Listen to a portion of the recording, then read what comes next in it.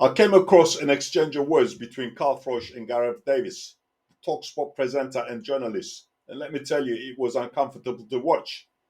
It seems to me like Carl Froch likes to give his opinion and criticism, but he can't accept any opinions or criticism. But I'm going to give my opinion. Carl Froch came across as very intimidating towards Gareth Davies, almost to the point of bullying. Let's listen to the clip together, and afterwards, I'll share my thoughts on it. Gareth A. Davies. How you doing, mate? I'm fine, Cobra. How are you? It's good to see you. No, here. it's great to see you as well. It's good to see you. Listen, we've gone back and forth a little bit. We've had a little pull and a push. I've had a few pulls. I spoke to Amir Khan yesterday. I saw it. I won't go into that. This is about me and you, or about you. But I'll be serious. I'll go straight in with it. I'm not laughing either. I mean, you can laugh and check the camera, but what's all this troll? I'm not happy with being called a troll. Yeah, you told me this. I'm offended about the troll. Yeah. And I'm not the kind of guy to get offended and All bitch right, and moan about it, all right. but you can't call the Cobra a troll. That's all I'm saying. No, I'll tell you what I'll do then. I'll say this. You were trolling. Okay, there's trolling. You're but not a troll. You're a brilliant... I've said this about you. You've said it about me. Listen, I've covered your entire career from about... I think we've known each other at least 20 years, if not longer. And I've always had a great time around your fights. You know how much I respect what you did in your career. But what I pulled you out on is you're a new broadcaster. You're brilliant at it. I'm not new. I've been at Sky years. I've been on DAZN. No, but you're still new at it. You're still new at it. I'm doing the digital stuff now. No, I mean your podcast is you're a new broadcaster in that realm, and you're very successful already.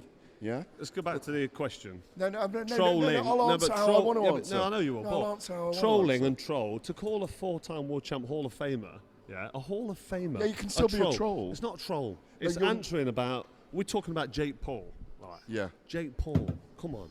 He's not a professional boxer, and you're kissing a few asses around that. I'm not kissing anyone's Ariel ass. Ariel all right, I kiss everyone's ass then. Right, Ariel Helwani, Nikisa. Yeah. Right, you're stroking egos, you're buttering people up, you're telling them, look, Jake Paul's good enough to be maybe he gives Carl Froch a good. Forget me, he ain't got a fucking chance against me. You know that, I know as well as I do. Not with one hand behind your But back. he's talking about being a world champion. Could you do it with one hand behind your Mate, back? I would only need one hand. That's what I'm saying. Could you do it with no hands? You're talking about no hands. Now you're talking. Now you're trolling. Right, listen. No, I know. I'm evading your. I'm Jake evading Paul your in the question. professional boxing world. Yeah. Be honest to yourself and be honest to the watchers, Yeah. and the listeners. Yeah. Jake Paul. I mean, you don't want to come across like you're kissing Jake Paul's arse in the I team. don't give a fuck. Right. So Ariel Helwani, is it Ariel Helwani like talking bollocks when he said he's going to be a world champion? No. Yes, I don't think he'll be a world champion. They could manufacture a way of him getting a world championship. Have you got any kind of can you substantiate that? No. I'm not saying what's that his is direction? happening. I don't know. Who does he fight? I don't know. There may be he's a heavyweight now. There may be an end game where he only has 3 more fights. Yeah. You, Mayweather, and maybe Canelo. Yeah. Look, here's what I think about Jake Paul. He's good for boxing. No, he's not good for boxing. That's the problem. No, he is good. I don't care what you think. I think he's good for boxing. What, professional boxing? I think you think Jake he's Paul's good for that's professional what I just boxing? said. He is good for boxing. See, this is what I mean. You call me a troll, then you say something like Jake Paul's good for professional boxing. That is fucking bullshit. It's nonsense. How can he be good for professional boxing when he's getting in the ring with Mike Tyson, who's 58, and putting on a shit performance where everyone goes away and thinks, what the fuck have I just watched? How's that good for boxing? Well, 100 million people watched the event. 50 or 60 million people watched the 2 women fight. So all them 50 million watched Barrios and Ramos. The women's More fight people came. was brilliant. Listen, Katie Taylor, Amanda Serrano, that was a brilliant fight. That was great for them. So would you rather them not do it then? No, that was great for them. Would you rather them not do it? Yeah, of course I would. Why? What, Jake Paul? Why? Well, because I just think when people watch and tune into boxing, why are you talking about him? They want to see. Why are you even talking about him because he mentioned my name and he said, if you fight Anderson Silva, I'll fight you. Prove yourself against Anderson. And he started it. That's the last thing I want to do. Could you beat Anderson Silva or not? Of course I could. In a boxing ring. With one hand tied behind his back? In a boxing no, ring. You would beat Anderson Silva. He's about 60. Yeah, he is.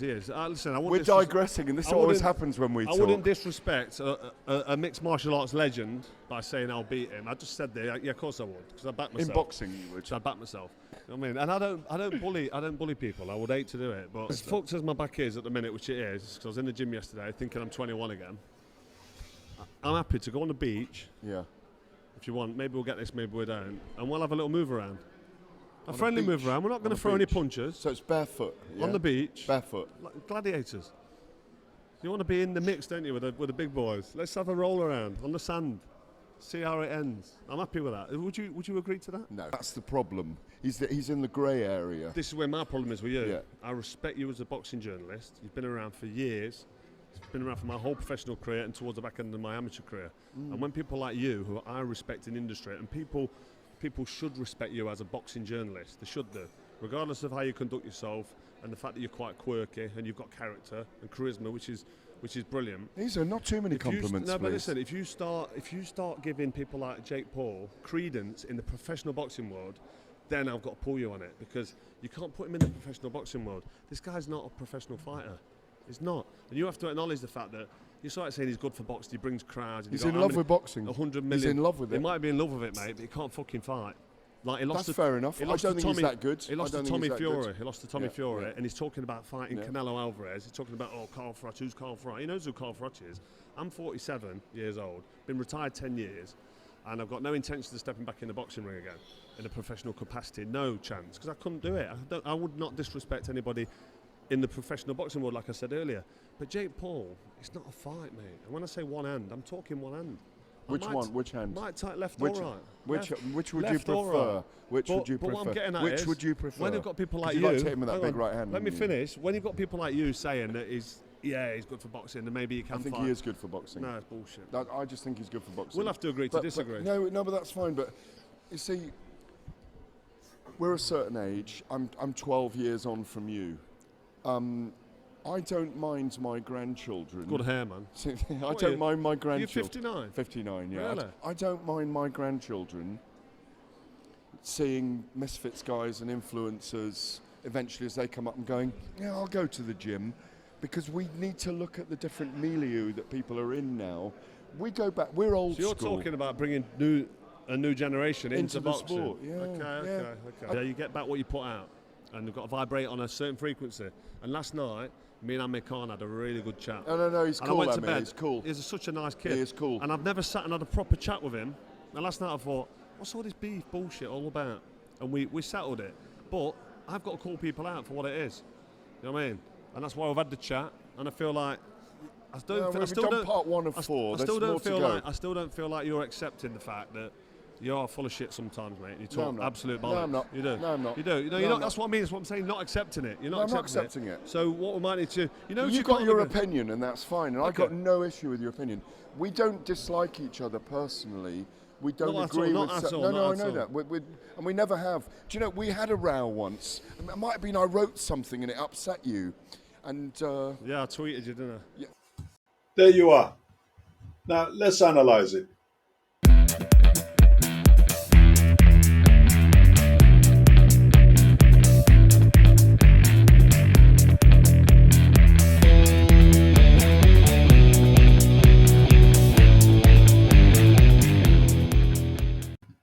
Hi folks, welcome to the channel or welcome back.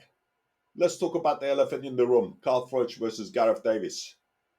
Before Froch fans start tapping furiously in the comments below, let's be clear. Carl Froch was an incredible boxer. His legacy in the ring is unquestionable, but outside the ropes, his ego often takes center stage. Here is the thing. When you put content out on social media, especially on YouTube, you're opening the door to reactions, good and bad. That's just the nature of the game. Nobody, not even Carl Froch, is above criticism. Now, before we proceed with what I'm about to say or give my opinion, let's clear something up. It doesn't take a genius to understand that what Jake Paul is doing is entertainment, not professional boxing.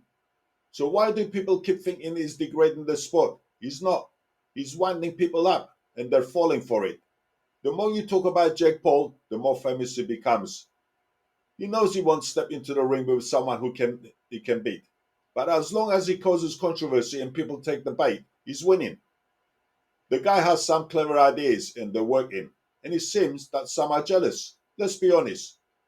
When you've been a professional fighter and were earning peanuts compared to today's fighters, I'm sure you resent it too. Especially when someone comes along like Jake Paul, who's never done what you did in the cage or in the ring. You sometimes look at what you had to do, earn peanuts. While what Jake is doing is earning millions. I'm not defending Jake Paul. In fact, I've done a few videos on him, and in every one of those videos, I said he's a fake boxer. but a very clever businessman. Let me simplify it. It's like buying a fake Rolex instead of a real one, or going to the supermarket and buying the store brand cornflakes instead of the genuine box. It's similar, but it will never taste the same as the real deal. Jake Paul, he's the supermarket brand version of boxing. And you know what? It's still selling. Now back to Froch. The world doesn't run on a single track mindset. Opinions will differ, and that's okay. Gareth Davies, as a journalist and a broadcaster, has every right to share his view. It's his job to speak his mind, not to please everyone, just like Froch does. But here is the contradiction. Why is it okay for Froch to criticize others but not take criticism himself? Now, let's talk about the Gareth Jake Paul issue. Davies defended Jake Paul and Froch wasn't having it. Fair enough, Jake Paul's boxing career is polarizing. From fighting agent MMA stars to orchestrated matchups, it's easy to see why critics question his legitimacy. But there's another side to this. Jake Paul is undeniably doing something right. He's bringing in younger audience, generating buzz, and making millions while doing it. What's wrong with that? Don't we wish we could do it as well?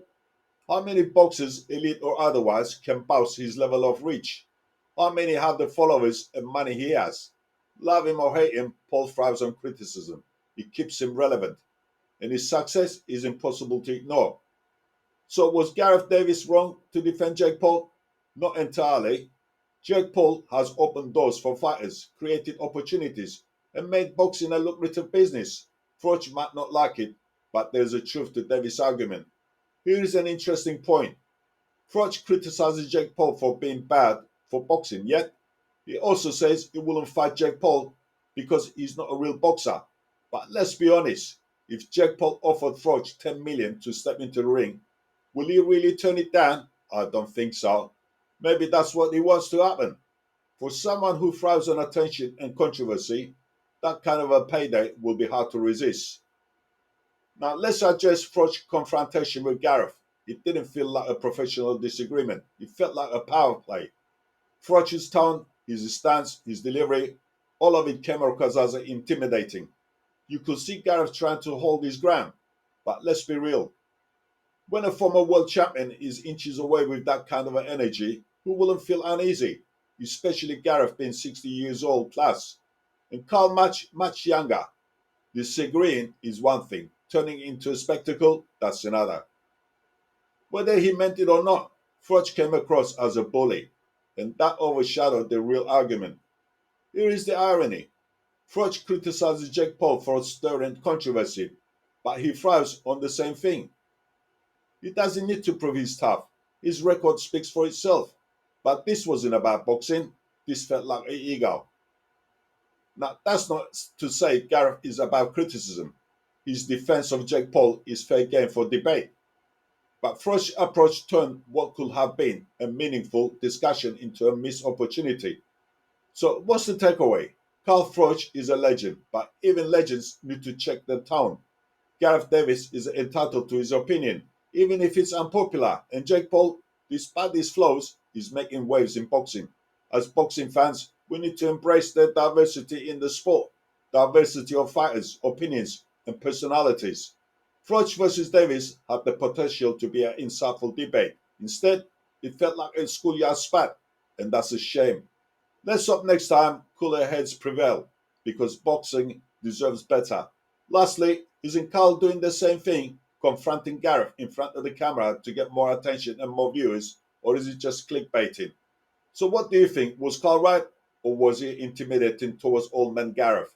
Let us know your comments below. Hit the like and subscribe. See you next time, folks. Ciao.